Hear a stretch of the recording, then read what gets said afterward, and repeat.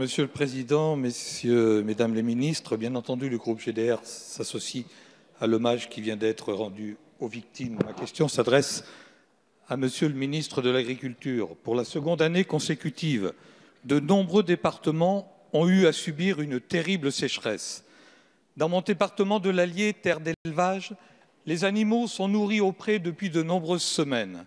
Les stocks de fourrage n'y suffiront pas, obligeant à des achats complémentaires à des prix élevés. Ceci, conjugué à une baisse des performances techniques et des prix insuffisamment rémunérateurs, met à mal les trésoreries. Certaines, déjà fragilisées, ne s'en relèveront pas.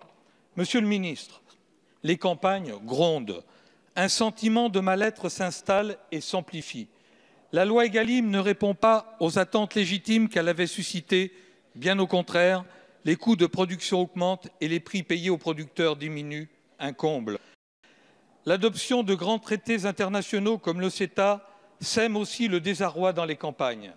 Bien sûr, il faut travailler pour faire évoluer les systèmes afin de lutter et de s'adapter au réchauffement climatique et répondre aux évolutions sociétales.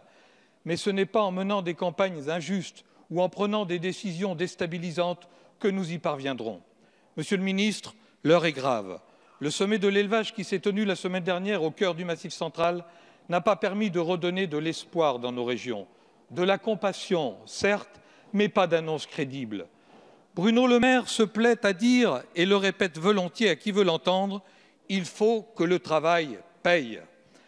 Un célèbre humoriste auvergnat, Fernand Reynaud, faisait dire à un paysan dans un sketch mémorable « ça a eu payé, mais ça paye plus ». Alors, Monsieur le ministre, quelles mesures comptez-vous prendre pour que le travail de nos éleveurs, notamment dans les zones défavorisées, paye? Merci, cher collègue. La parole est à Monsieur Didier Guillaume, ministre de l'Agriculture et de l'Alimentation. Monsieur le Président, Mesdames et Messieurs les députés, Monsieur le député Dufrègne, au moment où des milliers d'agriculteurs sont sur nos routes pour lutter, pour se plaindre contre le dénigrement systématique, contre l'agribashing, je voudrais dire au nom du gouvernement que le travail qu'ils font est important et remarquable et que ça suffit, ce dénigrement systématique de notre ruralité, de nos campagnes et du travail des agriculteurs. Vous m'interrogez sur la sécheresse et je vais vous répondre que le gouvernement est au soutien total de l'agriculture et des agriculteurs. Vous ne le voyez peut-être pas, mais je crois que les agriculteurs le voient. Les agriculteurs le voient. Et ils souffrent et nous leur répondons.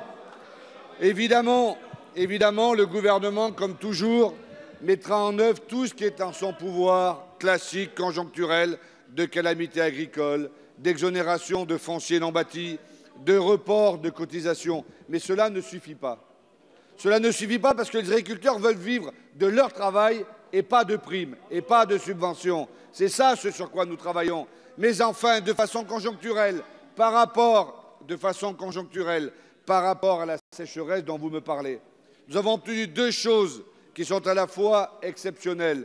L'autorisation de l'Union européenne de pouvoir faucher les jachères des céréaliers afin de donner à ceux pour remplir les stocks de ceux dans lesquels ils ont déjà tapé. Que le gouvernement fait pour la première fois des avances de 30% sur les calamités agricoles qui seront vues l'année prochaine. Ces 30% arriveront ici même en octobre afin d'améliorer la trésorerie. Et enfin, nous avons obtenu la gratuité pour les transports de fourrage et de paille. Nous répondons à la conjoncture immédiate parce que les agriculteurs ont besoin de trésorerie.